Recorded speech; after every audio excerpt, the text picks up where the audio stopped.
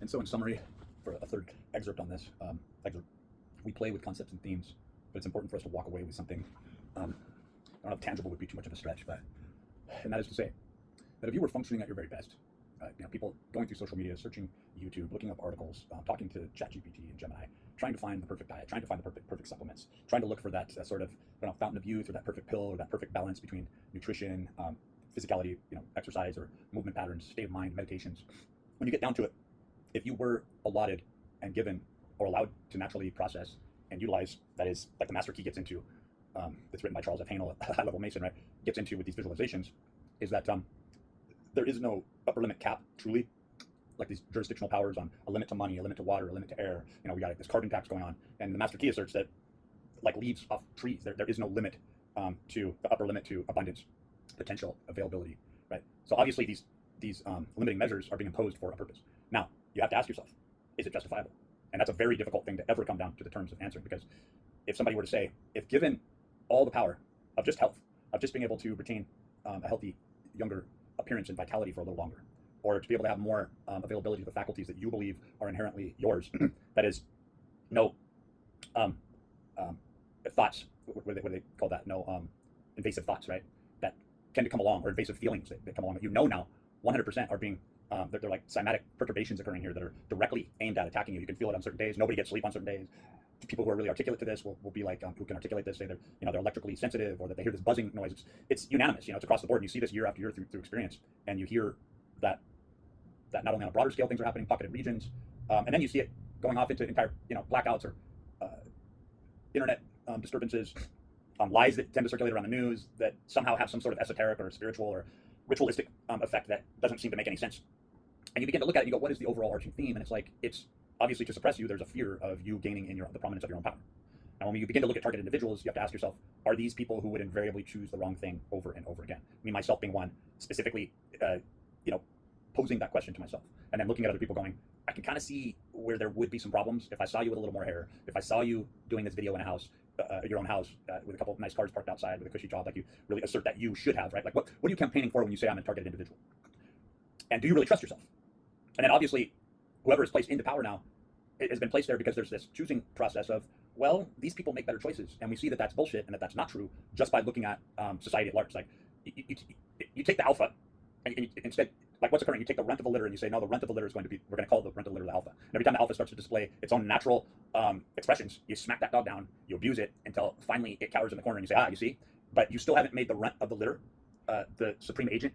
In fact, what you've done is you've destroyed the entire power structure. So there seems to be this oversight, right? When I say oversight, you're not an oversight committee or whatnot, but there is, right? And it's kind of odd that those kind of correlate here, but because the overseeing bodies didn't see this, that no, but by being given the power, you're not going to trick the ontology, you're not going to trick this so-called sort of God force, which is ridiculous, right? Because it's used as a manipulative measure. No, you're not going to change the order. So you're going to keep these systems in play that keep suppressing and repressing to the point where what they're really looking for is they're looking for the ramifications, right? The backlash, the inevitable outcome of, no, this is who I am and this is what I am. And now I know who my enemies are, right? The targeted individual. Now I know who my enemies are, and I'm going to come full force out with even more hardcore, heinous distribution of violence against those who would be violent to me. So whatever reason this whole great work started in the first place has completely been shattered and destroyed. There's no way that sort of this beta or weaker class could come forward and say, see, we just wanted to impress our point. No, you abused the power even worse. You showed that the axis of power and the unequal asymmetrical redistribution over time amounted to nothing. You showed it in the Habsburg lips. After 23 generations of inbreeding, you showed it in the Rothschilds' inferior, strange genetics of trying to keep the same type of inbred power axis at play. You see it in the Knights of Malta onto the, if you believe into like the Orange Circle or all the other names for the Vatican, and the fact that the Roman Empire never fell and so forth. You see it in the mundane, arbitrary, undeveloped methodology of dogma, and that God doesn't exist, dogma doesn't exist, and you don't have to be nice to anybody. And now the only thing that's missing here is the proof.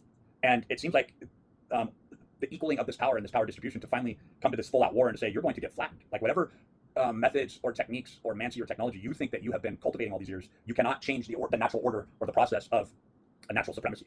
And it has nothing to do with the caste system. It's entirely different than a caste system. Where the technology came from and how this disturbance occurred, people begin to look at aliens and they begin to look at other intelligences. Well, it really is something that humans could only do to one another, even if the technology came from another place. And I'm talking about UFOs. I'm talking about the implications, the direct implications. Chris Bledsoe. I always forget that guy's name that's really been out there talking.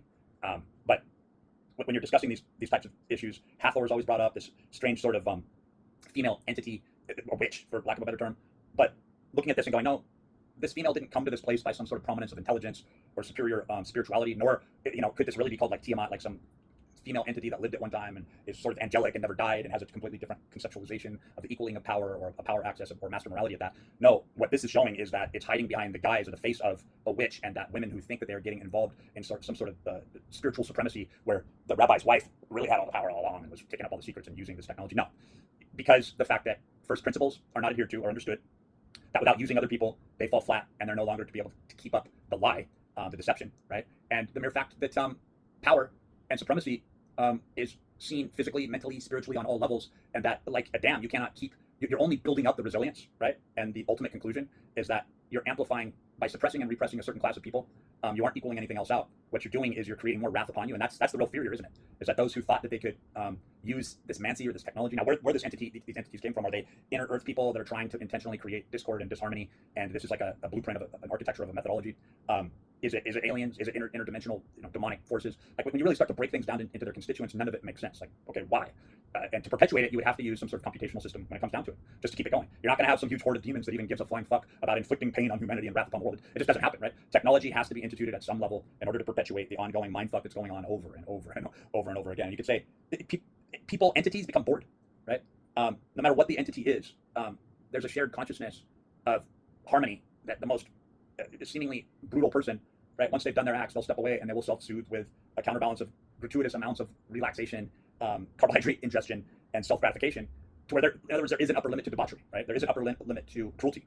There is a transcendence that does occur there, and they don't want to admit this. They want to say, no, you are evil, you're a pattern of evil, you were born into evil. And I'm not talking about some Neoplatonic drivel of, or some sort of, Shirley MacLaine meets, what is it, Dolores White or Dolores Cannon, what's her name, who kind of talks about, we choose our parents and we come, it's all white lighter, all that white lighter bullshit is complete and total bullshit, right?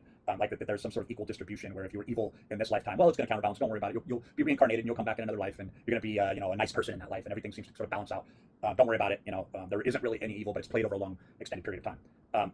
I believe that if reincarnation is existent, or that similar personas have to come about through patterning, and that you might not get the same personas of the same people born generationally, but you get extremely similar to where you can almost take the genetics and the patterning. When I'm talking about patterning, I'm talking about energy distribution, the use of amino acids, the intellect that arises from this, right?